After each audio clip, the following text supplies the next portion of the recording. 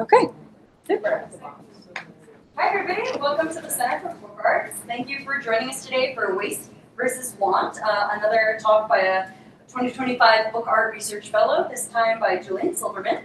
I'm Nicole Rosinger, the Librarian and Collections Manager. The event today is being recorded and it will be available afterwards on our YouTube channel. This program and the Book Arts Research Fellowship is generously supported by the Pine Tree Foundation of New York, and we have additional support for the fellowship today by the American Trust for the British Library and by David Solo. So the Book Arts Research Fellowship, for those who don't know, invites researchers across disciplines to develop projects that draw on CBA's collections. The program expands conversations around the book as an artistic and cultural form, encouraging interdisciplinary approaches to research and making. And we are going particularly interdisciplinary today. As the collections manager, I had the pleasure of facilitating the fellows' access to these materials during their research time. Our research fellow today, Julian Silverman, is a chemist, educator, and science communicator whose work bridges the arts and sciences. His own research focuses on sustainable materials made from waste resources, and he also shares his work through live public science demonstrations that link the history of materials to our everyday routines and rituals. He will be leading a workshop at CBA later this month on how to transform scrap metals and organic compounds such as leaves into pigments and inks. Since this summer, Julian has been regularly visiting the center to engage with materials across all three parts of the collection and learn about the usage of materials across our studio spaces. Today's talk will run for about 45 minutes, followed by a short Q&A between Julian and I, and then we'll open the floor up for any questions and comments from the audience. So with that, I will hand it over to Julian. Take it away. Close that. Yeah, close that little window. Oh, absolutely. Super. Hi, everyone. It's a real pleasure to be here. Usually there are big tables where we sit and read the books, but it's nice to see a space made for all of you. Again, my name is Julian Silverman. I am an assistant professor at the Fashion Institute, a whole 2 blocks over. But in my spare time, I like to go through collections and libraries, which is in part the reason we're here today. My goal is to have you start to slowly expand the boundaries of the cycles and systems you live in, which is to say the ways you transform art media into art objects, but also the way we take art objects and send them off into the world. So sometimes if you're like me, you're part of the cult of the book, and there's a sacredness to the book that makes it very difficult to let go of. And so we're going to start to explore how by understanding the materials that we work with, we can better send them off so that they come back to us transformed. And so we'll be exploring how we properly keep books as well as deaccession them, even though that's somewhat more an institutional term than a personal term. And so without further ado, let's jump in. I wanted to start with a little bit of background. So during COVID-19, I was a volunteer at the Warner Library in Tarrytown, New York. You might not recognize the specific library, but this is the Carnegie Library kind of template model. And so I was tasked with taking donations for their book sales and sort of sifting through them if they were musty or not, so determining if they were for the dumpster or for later sale. And so musty is an acronym that in the library world talks about mislabeled or maybe underused or trivial books that aren't part or necessary part of a collection. And I had a lot of fun throwing away crumbling copies of Anna Karenina, generally things that the library had multiple versions of. There was one day where just to the right of the building you see here, I was standing in front of the dumpster, and a gentleman came running up to me, horrified that I was throwing these paper book copies out. And I totally understood where he was coming from, of course, and yet, I had to reconcile with my understanding that it's paper and carbon, right, that turns into soil, that then is turned into trees, which then can become more books. And so again, as we start to think about broadening our cycles, one of the first things we'll start to do is try to connect to more natural cycles as well. Part of my work as a chemist and materials scientist is really exploring how we not only use natural materials, but feed them back into natural cycles, things like composting, for example. And so I'll talk briefly about these ideas, but the good news is the practices that I'll talk about today are really fundamental things we are doing anyway, like reducing, reusing, and recycling. And so we start with an understanding of what artist books and books are to us. This is a quote that was found in another book in the collections here, but I took it out on its own. There is no such thing as the absolute ownership of a work of art or a document of historic value. The owner is at most in the position of life tenant, the implied duty of handling or handing this property to the next tenant. Now again, when I think about my personal collections at home, I don't ever think about giving them away, but inevitably we have to come to terms with the fact that someone, hopefully, will become owners of the art objects and books that we possess. And so with that understanding that waste in many ways is inevitable, we want to think about preventing art objects from becoming waste, but also thinking about how we can create them in a meaningful way so they do break down in natural cycles. So these two sort of contrasting ideas. And so to start with some formal definitions, we're going to consider materials to really be diverse collections of matter. From a material science perspective, materials are usually made up of pure substances or chemicals, but most importantly, they're combinations of things. So if you ever were to purchase a bottle of acetone from Home Depot, that is a pure substance. That is also not typically an artist's book, right? You need many pieces and parts to come together. Generally, as we'll explore, things like paper, inks, pigments, binders, all the fun stuff that are literally surrounding us right now. Metadata, which is going to allow us to really understand and access these materials, is going to be some form of structured information, typically data about data. So of course, right, in the MARC records in a library, right, the sort of title and author and things like that. But also, right, if you have a pile of waste, a sticky note on top that says, don't throw away, I'm saving this, for example. There were for a while bins, I actually see it behind me here, of just scraps that can be used. That was found on the floor. Someone might think first to recycle that, while where it's in a bin with just a simple label, it can then be used or reused again. And so the third idea we're going to explore in our third act is the concept of deaccessioning, which is a formal process often documented and rigid, sometimes performed in front of a large body or audience, like a board, for example. And while I don't necessarily think of the items at my home as accessioned into my collection, it's usually also a formal process. Again, the idea of removing things from our collections and homes can be seen and informed by how this is done at large scales. And so we'll talk about all three of these ideas and how they really come out of the artist books, not only behind me that we'll see on the screen, but also in the collections across the Center for Book Arts. I should take this moment to say thank you again, not only to the Research Fellowship Program and Nicole, but of course the American Trust for the British Library, and again David Solo, who is here. Now, again, a little bit about my research exploring waste.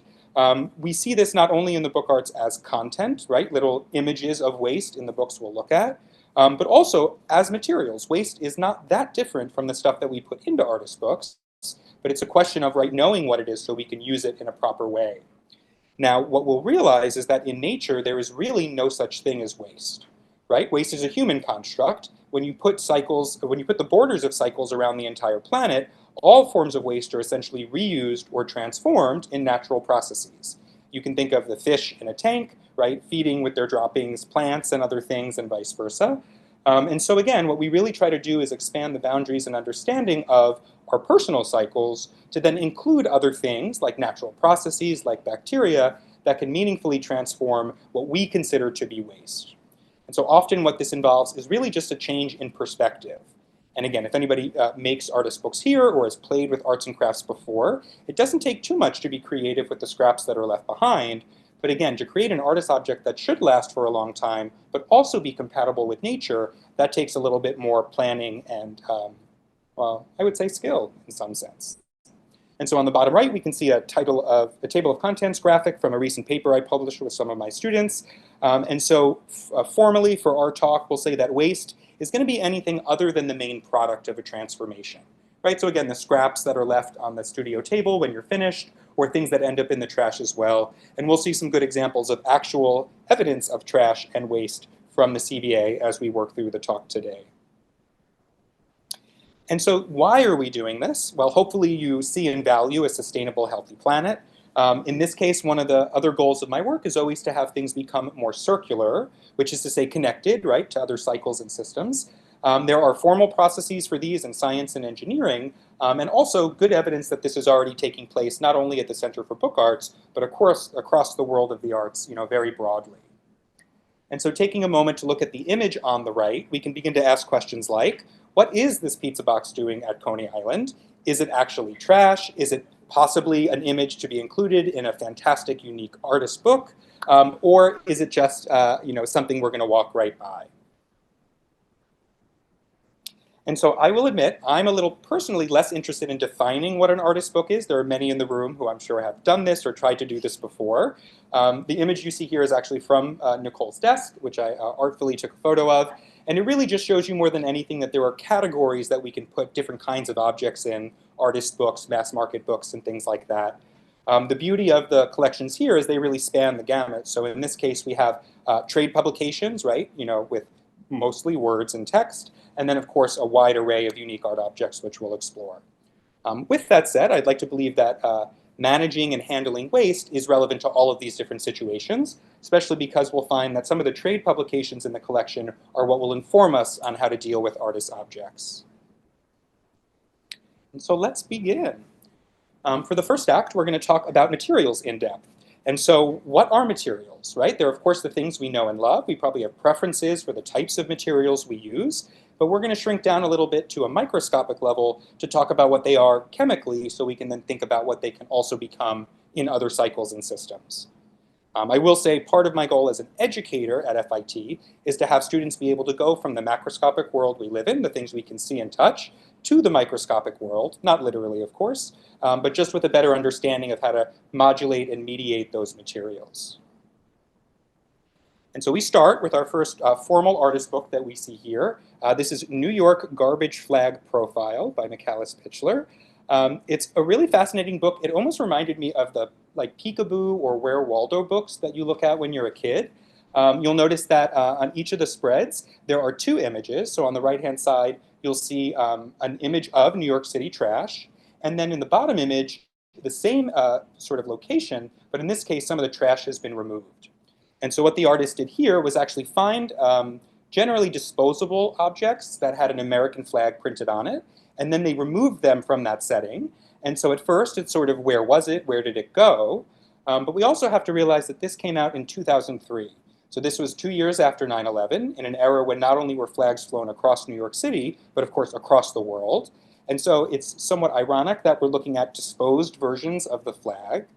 While, of course, our First Amendment right protects the burning and throwing away of flags in different settings, I think it's Title 4, Section 8 of the US Flag Code specifically says that you are not allowed to print the flag on items that are going to be disposed, like packaging and consumer products. Now, of course, this is done relentlessly, even till today. On top of pizza boxes, there's often plastic bags and coffee cups and things like that. But one of my favorite parts of this book was trying to find some of the trash that was reclaimed. I would say that the image on the right, it's kind of hard to tell what was taken out, right? There had to be some digging involved to get to what is trash, but then also what is now being reevaluated. Part of our goals in seeing that there's no such thing as waste is to start to think about, again, our perspective. And so in this example, the artists quite literally revalued the waste, right, by making it valuable to them. That's content for an artist's book. But we also have to wonder what the purpose is for this kind of salvage in this case. Now, on top of the images on the right side of the spread, we see on the left side essentially a set of metadata, not only where and when it was collected, where it was collected from, but my favorite part is the text that they take from the surface of the packaging, which more often than not is really just a list of the possible toppings on your pizza. So pizza boxes were the most commonly excised items. And there's something humorous just about reading extra cheese, sausage, and mushroom next to something like the American flag, which is supposed to, have value and evoke certain kinds of emotions. On the final page of this book, we see where all these items have ended up. This turns out to be a basement room at Parsons. So I'm guessing, one of the studios or workspaces that the artist was working in. And even though at the moment it doesn't look less like trash to me, at least based on the image, you can see that the artist has found a purpose and meaning for these objects and is presumably going to use them for something perhaps even beyond the nature of this book itself. Though of course we have to acknowledge that just using them for content in the book is purpose enough, right? That does add value to what we're looking at. And so with this idea, this understanding that anything can be waste, and then also what is waste and how can we look at it in different ways, with the help of some volunteers and Nicole over the summer, we did what's known as a trash audit. If anybody's ever thrown away the pasta box before you finish boiling your noodles, you've probably done a version of this. But essentially we went through the recycling bins and the trash cans with gloves, and took out representative samples. So no, we did not take out every piece of trash across the CBA. We were really just looking for things that were either repeatedly found or quite honestly, just interesting to us. And so it's no surprise that we found quite a lot of paper, a lot of plastic materials as well, a variety of different fibers and threads, which we'll sort of say are different than plastic and paper for now, evidence of bindings and binders, as well as things like inks and pigments. But my favorite category was other, not only because that's the most diverse category, but it included things like food wrappers. Even though we don't often think of food or these excess materials as a crucial part of artist books, I will tell you, having watched a lot of people work in the studio over the past year, it is a crucial component, and of course one of the ones we don't see, right? So an inevitable waste in some ways, but also one that we wouldn't sacrifice. We need to eat when we're making our artist books. And so again, trash audits are pretty common in things like environmental science or urban studies, where you're looking at the different materials in a community. But what I did from here was take this back to the lab down on 27th Street, further down, to do a little bit of sleuthing, I guess you could say. And so we see here a couple of different things. On the far right-hand side, infrared spectroscopy of the different samples that we took out of the trash audit. Those items are also shown in the bottom left. That's just a regular photograph image. And I will say that beyond all of the close reading I did of the artist books in the collection, one of the things I took away was the value of photography for artist books. Not only, of course, in creating images within a book itself, but also as a way to help them circulate, right? Taking a good, nice image of a book might have it be more appealing to someone who's interested in it. And so really what we did here was, instead of using the visual light or the visible light, right, Roy G. Biv, that we can use to image everyday things, like all of us are using right now, we used infrared light, which is on the lower energy end of the spectrum, again hinting at the broadening of what we're looking at, right, kind of inching out the spectrum we're viewing. But the beauty of infrared spectroscopy is it allows us to really distinguish materials when we don't know what they are. So even though it might not look like much, on the right-hand side, the location of the peaks and the size of the peaks tells us the different interactions between the atoms in our different molecules. So take a moment in the top left to look at the different molecules of glucose, all nicely lined up in cellulose. Cellulose is the primary component of paper, but also a lot of our cloth materials as well. And so what we might imagine is that some of these peaks correspond directly to the different dark or dashed lines that we see on the image on the top left. And so even though we could find scraps across the CBA, infrared spectroscopy is a really great way to be able to repurpose them. If there were a collection of materials and you didn't know what they were, but you wanted to include them in an artist's book, let's say you wanted them to be natural and not synthetic, so they might break down more quickly, we can use infrared spectroscopy to do just that. One of the things we got to do was notice that, say, the rubber gloves that we found in the trash were natural versus synthetic based on some of the small peaks at the bottom of the screen. And even though I wouldn't say infrared spec is going to be an instrument you'll find in the back corner of the CBA tomorrow, it is a really relatively accessible tool used in things like forensics that is just down the street if any artists are interested in bringing some of their materials down to us as well. And so from here, from spectroscopy, which is using light, we're going to go to microscopy, which is a form of using a microscope. On the left-hand side, we can see a blown-up image at around 500 micrometers, so generally smaller than the eye can see, of ink on paper. And so again, we can see the nice cellulose fibers on the bottom, and then this solid, in this case, iron oxide pigment on the top. And this is a little bit of a call-out to the ink-making workshop I'll be doing later this month at CBA. But I did also want to share the recipe for the ink that we'll be making later this month, because it really just highlights how simple it is to make artist media from stuff that you already have at home. And so iron gall ink, which has been used historically for quite a long time, in this case can be made from things like vinegar and scrap metal, along with, say, oak leaves that you can forage from around the city. Now I will say this is perhaps my favorite artist book that I looked at while I was at the CBA. Transforming Hate, an artist book by Clarissa Sly, is really a meditation on how we transform very broadly different things. In this case, the artist was given a box of books which were from a white supremacist manual, and her challenge was to transform them in any way she chose fit. And so in this case, what she did was turned over, cut, fold, and crease. She essentially created origami cranes out of these different pages, which is beautiful in its own way. The crane is usually a symbol of peace in different settings.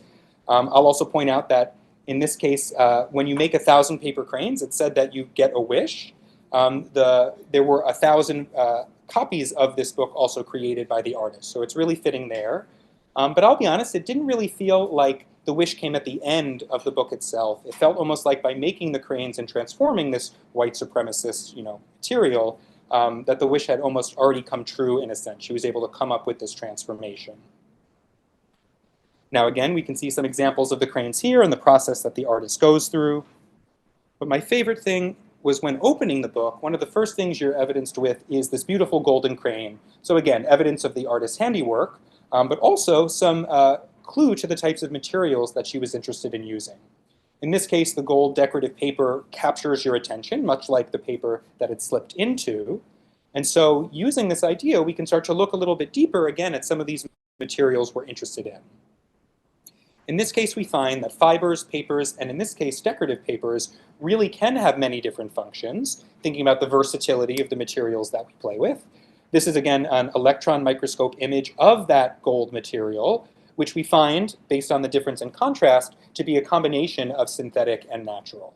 So again, we wouldn't want to take away this beautiful gold crane from this artist's book just to have a natural material, but we find that there is some compatibility and utility to some of these decorative materials as well. Into our second act, we're going to start to explore how metadata helps us mitigate waste. We already know that waste is a human construct, and what we'll find is that by labeling really anything, we can prevent it from becoming waste.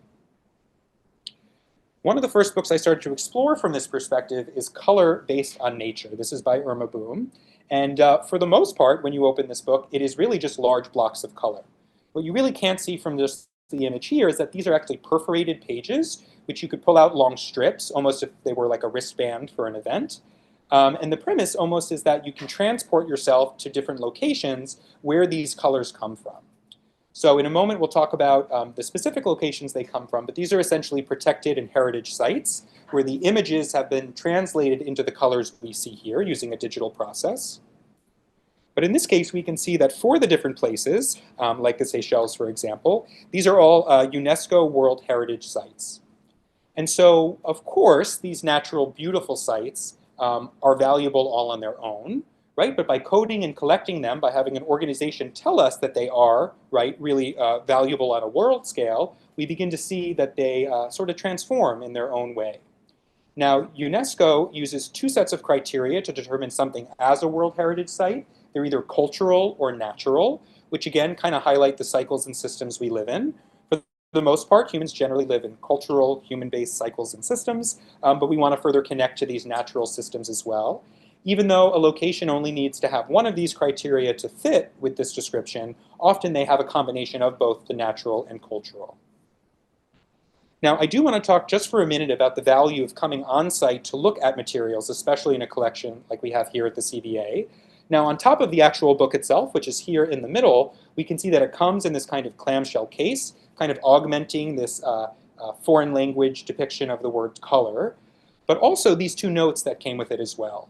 So I can't help but notice that in the top right, it says, wishing you delight, joy, and tranquility in a 2021 devoid of DJT.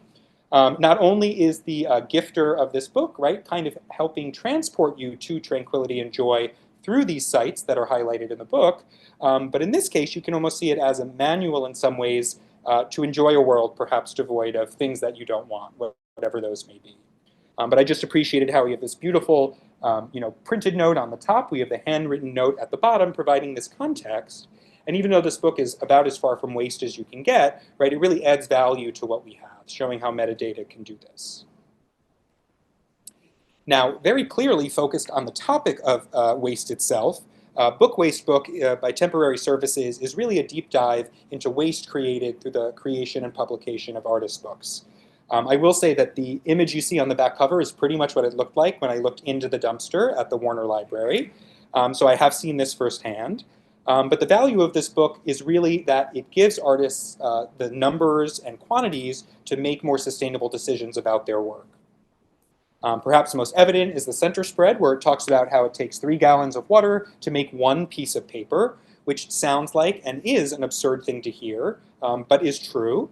One of the things I appreciated about this book is at the end they talk about offsetting some of the costs of publishing this specific text by having, I think it was like single double flush toilets in their facilities. Now on top of that, one of the pieces of this book, as you can start to see on the bottom right, is that they included misprinted items in the actual book itself. And there's no better example than this page, which I wanted to read really badly. We're talking about Sarah Nichols's work, which of course is frustrating when you look at it and you begin to question, why is this here? What is the purpose of this? How might we prevent this as well? And so later on, I'll show you a zine that we created over the summer. But I will tell you that almost as a photograph of us working at the copier over in the other room. If anybody has ever tried to make just a regular photocopy, let alone a perfect zine to distribute, you know how many bad attempts come before the perfect attempt. And this was the perfect embodiment of that. And so here we are towards our third act, and we're going to talk about deaccessioning. In this case, the goal is to give you really the support to not only send off materials and books in different ways, and again, I have to acknowledge the American Trust for the British Library who have sent me over the pond to London to explore the collections of the British Library as well. And so that is me in the bottom left, standing in front of one of the many signs of the British Library. And in the middle, we can see a model of the British Library, which I thought was very fitting because it very much to me looks like a big book, right? In a text, there are words that are collected to convey ideas. Here we can see all the collections and stacks at the bottom, which are shuttled up to the top to the readers, that look really just like pages in a large text. The interesting thing about the British Library is that in some ways it was deaccessioned or sort of separated from the British Museum in about 1972. This was, for both political and cultural reasons. And I don't think deaccessioned is the proper word for this because that's a formal process. But again, it was literally excised and moved to a new building. I will say that on the topic of deaccessioning, this sort of came about into public notice in the 70s when the Met, for example, started to sell off paintings. And so this is something we continue to think about, but is often taking place behind closed walls. So as we start to think about how we circulate artist books, be it between friends, colleagues, or in this case, maybe even the dumpster, we have the reality that artist books usually circulate person to person and across different kinds of networks. Mail art is a perfect example of that. This is an imaginative recreation of the different peoples and places and certain mail art networks. But again, as we start to think about circulation as beyond just taking it off the stacks, looking at it, and then returning it, we already have creative examples of this in the artist book community. And so, of course, as we start to think about transformation and deaccessioning books and materials in different ways, there's a lot of good support to help us do this. Vicky Cobb's very accessible paper-making book is an exploration on making paper, mostly with children at home.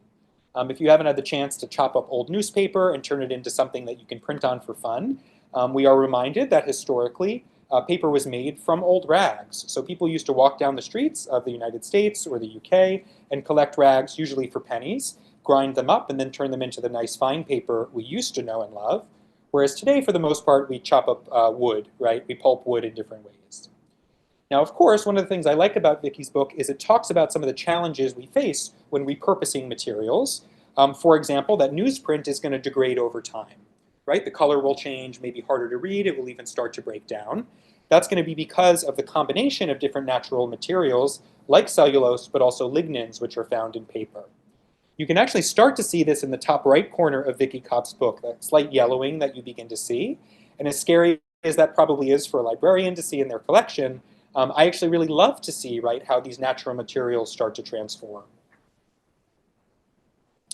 And so we come to perhaps, in some ways, the most puzzling item in the collections that I looked at, not only because Five Ketchups by Ben Denzer is fascinating to look at and gross in a certain way, but also because I ended up watching Andy Warhol's eating a hamburger, and he actually has a bottle of ketchup. So there's quite a choice to choose packets instead, kind of a discussion about waste that was started. And if you got to see the image online that was shared earlier with the CBA, there was what I imagine was a new copy of it versus the one that's in the collections here. I personally have never held on to a tomato packet long enough to see it turn into what's going on here, but I have eaten some very old ketchup before. It's usually very sour in a sort of surprising way. I can only imagine what this one would taste like. But in this case, what we begin to see is that artists are choosing to work with materials that will inevitably degrade, and that not only perhaps changes how we interact with them, but also, again, the focus and intention of the artist. And so compared to some of his other work, like 30 napkins or $192 bills, this is a material that's going to change much more quickly than something like a traditional dollar in this case. And so I realized I haven't given you a formal introduction to deaccessioning, and know that this process is different for every institution you're at. But know that it very closely mirrors both the scientific method and some of the other practices that we're familiar with. So the first step of deaccessioning is to have some kind of justification that an item needs to be removed. That could be, again, because you need to clear up space. Maybe you need more funds to benefit the collection, or perhaps it's better suited in the original owner's hands, or culturally better suited in a different place. And so from there, there's some kind of formal audit that goes on, right? Looking at both metadata and the materials themselves, making sure they're properly handled and dealt with before usually a formal recommendation, again, usually before a board or a group. I've been told that at the Met sometimes there's like a large audience of people. People will go because they're really interested to hear how things come and go through collections. After this, after it's presented, it'll be reviewed, and then the item actually has to be dispersed. Again, typically this is not into the trash bin, though that could be, for certain items, how things end up. But the final and perhaps most important step is some form of reinvestment. Right? You have to get something back from the deaccessioning process, or else it's not truly going to be a good thing to follow through with. Now, I will admit that all of these different steps, along with the scientific method, do evoke certain kinds of emotions. And if you are like me, a little bit of a hoarder, not so bad, I generally have anxiety when it comes to getting rid of things. I'm that kind of person who thinks you can use some scrap for something at some point for some reason. And so what we realized, kind of like the Kubler-Ross model, is that we can work our way through these emotions to get to things like trust and hope through these formal steps. So rather than just chuck things in the bin, which is what I was doing at the Warner Library, know that going through these formal steps, even if you're not the Met or MoMA yourself, is a good way to kind of work through these different emotions. Even though these emotions may seem low valence, you might not want to feel fear or sadness, know again that these are just pointing you in the right direction, hopefully to better valence emotions like trust and hope. And so here we are at the end of the formal review of the collections that I looked at, with an item that wasn't accessioned into the CBA's collections by the time Nicole brought it to me. And so what makes a photo book sustainable is really just a reminder that artists and lovers of the book have been thinking about this for quite a long time. One of the challenges is that we don't often have collections of skills and practices to deal with what we want to do when we want to make things more sustainable. Beyond the title and author of the books that you see on the front cover, which each got a page with answers to these questions, there was a blank page, or I should say a page with blank questions, evoking the reader to kind of answer them and perhaps even add to a future edition of what makes a photo book sustainable. With that said, you can also spot very briefly a waste book on the cover of this as well. So it's no surprise that artist books are really wonderfully connected to one another, even if that's not obvious at first. From here, thinking more about actionable things that we can do, we find Seed a Syllabus, which was quite literally a large piece of paper that you unfolded with a regimented guide on how to create a syllabus. This was more focused on radical imagination, which is about addressing neoliberal capitalist systems. But in this case, we can take that same idea, right, collecting a series of books, kind of like we've done today, and exploring them to start to address sustainability from different perspectives. And so from here, I present to you the waste management hierarchy adapted. This is a fundamental set of actions that we take, usually again in environmental science and material science, to deal with the different materials and consumer products that we deal with day to day. Know that it is hierarchical, which is to say that prevention is always going to be better than disposal, which you might have guessed. But perhaps you didn't know that reduce, reuse, recycle is ordered in that way because it is better to reduce than it is to reuse or recycle. And so with this idea in mind and the ones we've been discussing today, perhaps our first and foremost goal is to prevent materials from becoming waste. Of course, that's not always possible when you're playing with a photocopier, but again, including those materials in different ways in future projects is one way to prevent waste. The other way, of course, is again with metadata. Just labeling things is a surprising way to prevent things from being thrown out. From here, we can begin to reduce things by deaccessioning. Please don't go out and throw out your partner's books at home just because I gave you that option today. But knowing that your project doesn't always have to be as big or as grand as you first thought is one way to begin to reduce over time. When it comes to reuse, I find that artists are usually very good at this, especially because materials cost money. But in this case, the Center for Book Arts is a perfect example of how working collaboratively is a great way to, say, give your waste to someone else, right? To start to bind these cycles together. From there, recycling is pretty common practice these days, even if it's not followed through with municipal trash and all that kind of stuff. But know that, again, you can also recycle materials across new systems. Things like big reuse are a great example of organizations where you can bring bulk materials to. And then, again, through the practice of deaccessioning, we find that we actually recover things we might not have had before, like space, time, and also perhaps new connections with other peoples or materials. Now, inevitably, you will have to dispose of some things, right? Like food wrappers might not always be perfect for your next artist's book. And so in this case, know that disposal is an appropriate means for getting rid of things, but again, always our last option. Of course, the reality is if you do not do these 4 or 5 other things, you're going to have to rely on disposal in the end. And so here we have an image of the zine that we created from the materials from the artists across the CBA. This was posted on Instagram earlier today, and one of the artists spied her cat photo in the bottom right, which was really nice to see. Again, this was just starting to explore the categories of book waste, really as a way to have artists start to think about the materials they're using. Even I go to Blick and buy whatever is at the front of the shelf, but right, one of my favorite things I have my students start to do is become those annoying people in the supermarkets who are like reading all the ingredients. So hopefully you'll get to take some of that home as well.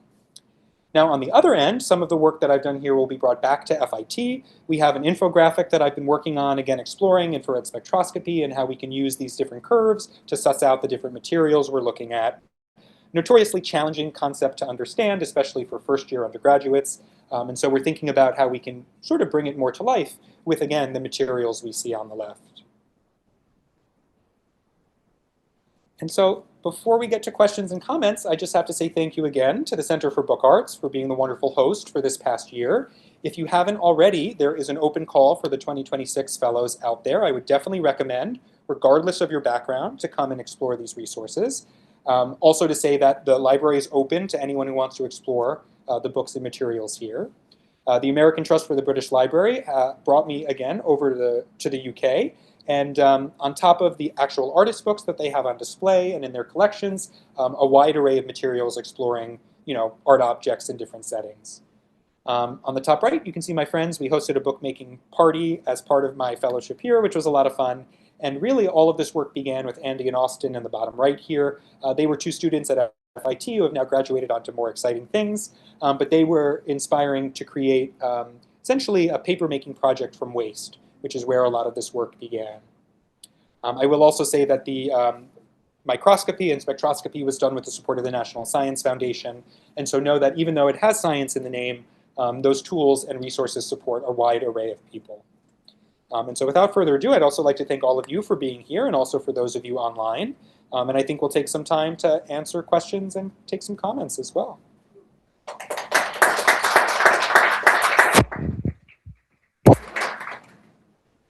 I can start us off. Thank Sure, you so yeah. much, Julian, for sharing all the insights and all the work that you've been doing here at the center. I can come over here, Yeah. so we're both on the screen. Huh? A chair? Yeah. Do we need chairs? I think we'll be okay. Yeah. So I know that Five Ketchups has elicited a lot of hot feelings in people, and so the question from that arises is like, should artists be thinking about the longevity and like future of their artworks when they are creating artworks, or is the act of using those materials themselves, the act of turning trash into treasure, the act of memorializing these ephemeral objects, is that enough? Yeah, no. So obviously this depends on the art object, the artist, and the situation and context. I would say that there seems to be a prevailing idea of having them live forever, be it the materials or the objects themselves. But again, there's that inevitable reality that nothing lives forever, and also, we want to be we want agency when it comes to making things more sustainable. So more than anything, I would say it just becomes about planning in advance. Again, rather than just thinking of the concept for your book and then buying the materials, you really want to be spending time with the materials, getting to know them, as many artists do, but also thinking about the compatibility of materials. One of the things we find is that when you start to put glue, paper, ink, and other things together, they're inevitably much harder to recycle. I think you can recycle paperback books, but not hardcover books, for example. And so, yeah, being mindful about how things are constructed, perhaps even deconstructed. But that also comes with metadata, right? Leaving perhaps a comment or list at the end of what the end of life of this object might be like. Does owning something then entrust you with the responsibility of ensuring that it stays around for as long as possible, or does it give you a responsibility to get rid of it appropriately, or do you just own something for the beauty of it? So again, in all cases, you can own something just because it's beautiful and brings you joy. But especially if you're in that realm of wanting your art objects to last and live and meet many hands and eyes and all that kind of stuff, I think that the sustainability can be baked in perhaps on the front end of the choice of materials. If you're less interested in your zine lasting, for eternity, you can then also think about, how to properly decompose. Using Rizzo-based inks is great. They're soy-based compared to other ones as well, so perhaps more compatible with composting and things like that. Soy-based. I want to open the floor a little bit before I pop into some other questions. Do we have any? Yes, please. When I think of metadata, I'm thinking of digital files. That's metadata. How do you keep metadata attached to physical objects? How do you keep it traveling together? So I'm going to repeat the question for the sake of audio. How do you keep metadata with a physical object as opposed to a digital object where it's built into the file? How does metadata travel with a physical object? Is that right? Yeah. Great. So I will say I have some good examples here of some metadata with the art object itself, right? So even, sometimes in libraries, they'll tack it into the back, for example. Card catalogs are a great example of physical metadata that wasn't even connected to the actual object itself. Less common these days, of course. But I would say even beyond the formal forms of metadata, right, like call numbers, there are other things that we can begin to include, maybe less, again, in the like MARC listings, for example, in a library. But even when you're sharing and transmitting artist objects, how to handle with care, how you might dispose of it or circulate it in other ways. Anyone else for now? Okay. I have another question on the books as well. Did performing those kind of the spectroscopy,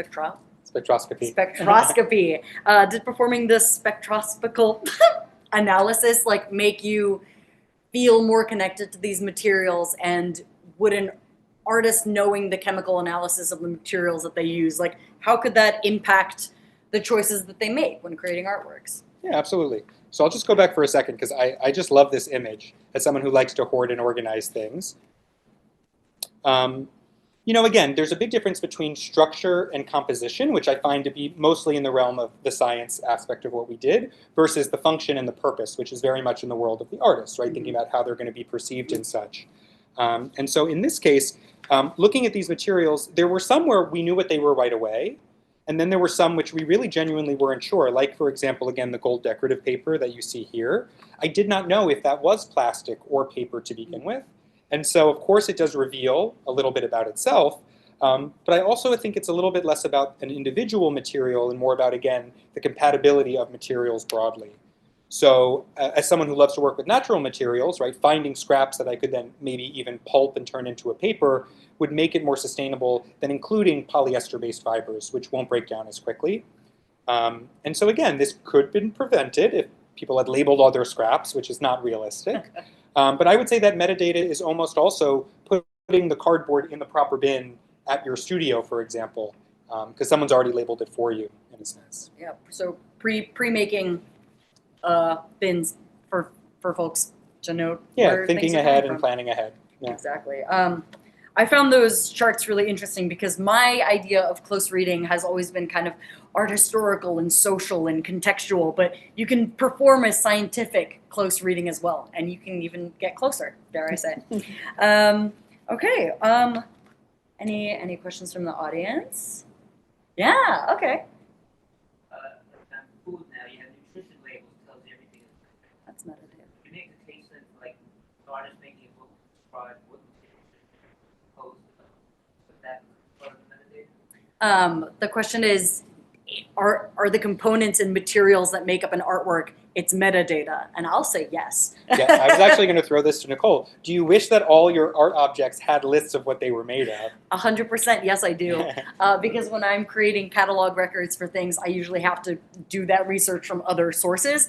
However, many artworks and books do have colophons or like lists of the materials being used in them that aid in that are built into the object itself.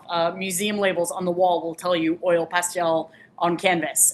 That material is available sometimes more readily than others. Rebecca, you had a question? Yeah, thank you for this. It's great. I was wondering about your reflections on, as kind of someone with a science background and then entering this kind of art world, what were the striking things you noticed about similarities and differences between kind of scientific approaches and artistic processes? Absolutely. Yeah, so talking about the similarities and differences between the world of science and art, which of course is blended in many ways. More than anything, I appreciate how we categorize things, as difficult as that may be. Obviously, art objects are complex material, well, combinations of materials. But even the question of what is an artist's book is one that is still very much open. And I appreciate that because there have been good ways to address and attack that, but also no clear answer. And as much as science likes to say that we have answers to things, right, they're all open-ended too. One thing I loved about being, especially here in the studio, is getting to sit down next to someone and just ask about their project or get a sense, literally, they'll pass me their book that I can look at. Science often feels a little more closed up at times for safety reasons or practical reasons. So I would say that was a big difference. And then the other thing is science can sometimes be stratified so that you're very good at one thing or another thing. Collecting data, you give it to your colleague who then processes it. One of the things I love about artists who make books is they're often from the ground floor all the way up. And I was sitting one day listening to someone, meeting with someone about a book they were going to commission, and you could tell that they really had a variety of skills that I wish I had had as many as a scientist early on. Mm-hmm.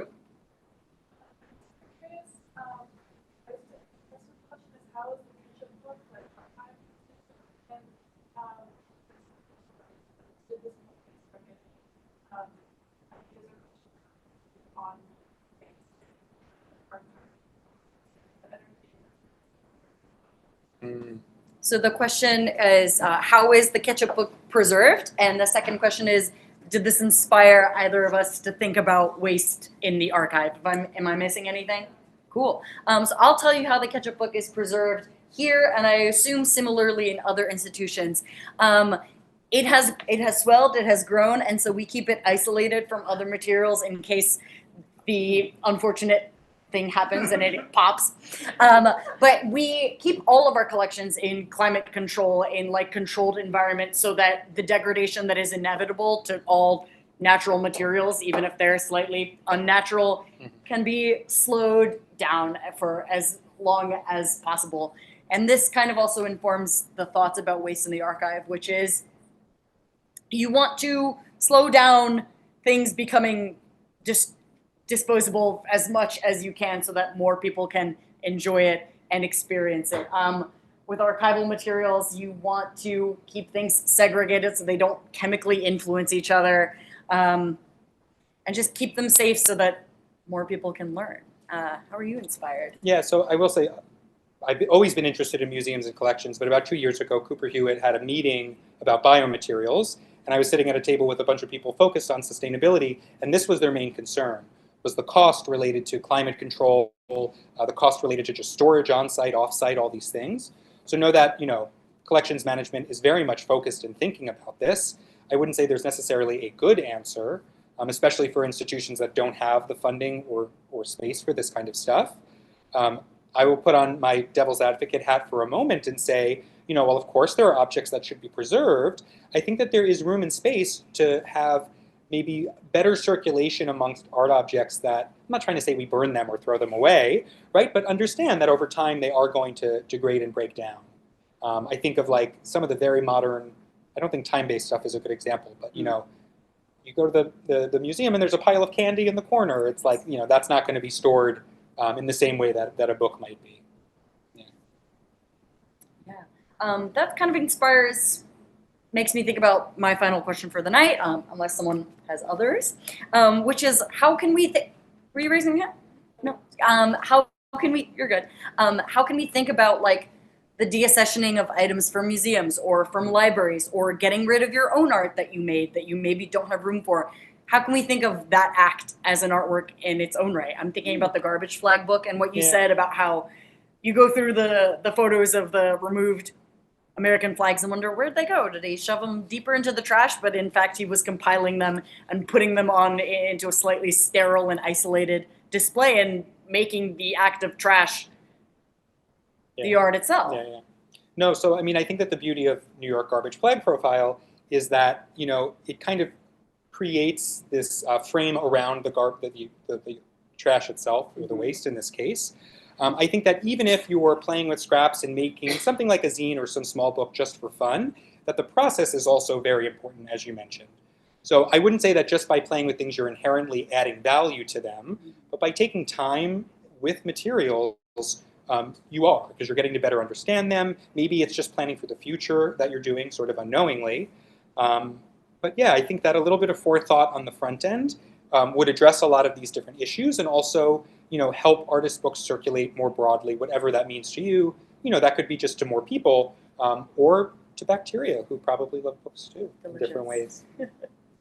Okay. Any final questions from the crowd? Yeah.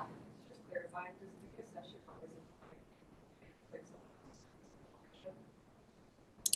I guess technically you could deaccession something into the trash, but usually, again, it's like to the previous owner, to a better cultural institution, or selling them, for example. So most often, I would say. Removal of ownership. It can become a new owner, or it can enter the void, but that is what deaccessioning means. Yeah. Okay. Thank Well, you. yeah, thank you all for coming tonight. Thank you to our members. Thank you to our future members. Stay tuned for future talks and events at the center, and we look forward to welcoming you back. Woo. Super. Thank you, Julian. Thank you. That was fun.